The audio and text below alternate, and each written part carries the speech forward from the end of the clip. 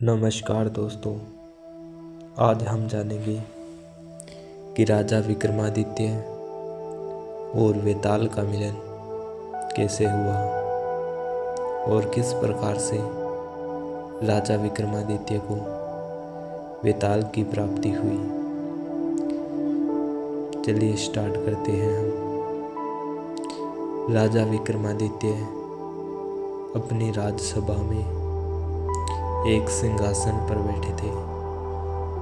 उनके सामने एक साधु आया जिसने राजा को एक फल दिया और वहां से चला गया। राजा ने उस फल को सामान्य फल मानते हुए अपने अन्न भंडार में रखवा दिया। अगले दिन साधु फिर आया और राजा को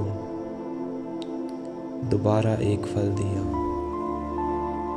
राजा ने फिर भी उस फल को एक सामान्य फल की तरह अन्न भंडार में रखवा दिया। इस प्रकार साधु रोजाना आता और राजा को एक फल देकर चला जाता और राजा उस फल को अन्न भंडार में सुरक्षित रखवा देते।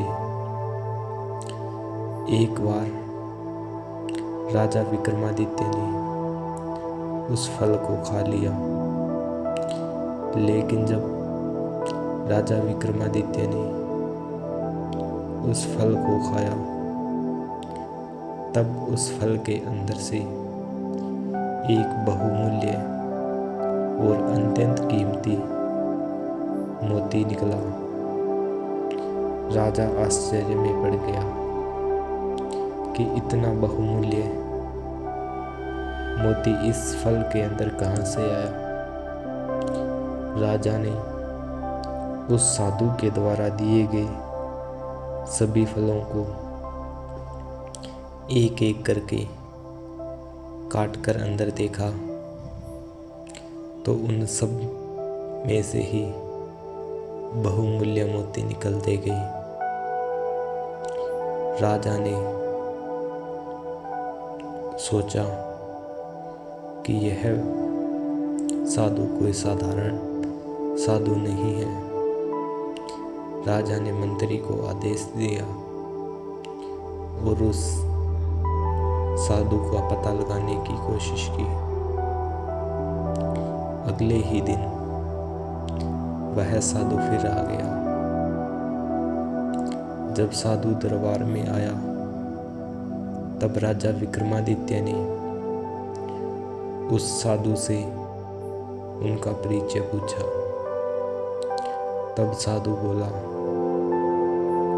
कि हे राजन, आप बहुत ही साहसी और न्यायप्रिय राजा हैं, इसलिए मैं आपके पास आया हूँ। और अगर तुम मेरा सच जानना चाहते हो तो मेरे यहाँ कल अमावस्या की रात को शमशान में रात्रि 12 बजे के समय में आ जाना। इतना कहकर साधु वहां से चला गया।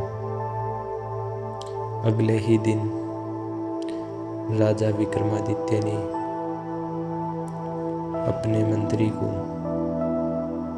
आदेश दिया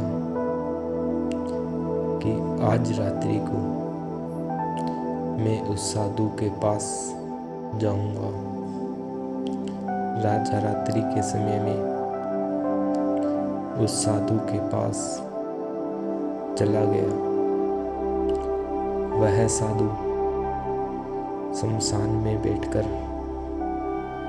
उसी राजा का इंतजार कर रहा था। जब राजा वहां पहुंचा तो राजा ने पूछा, हे साधु, आपने मुझे क्यों बुलाया है और आपकी क्या सच्चाई है, मुझे बताओ। तब उस साधु ने राजा के पीछे एक बेताल लगवा दिया।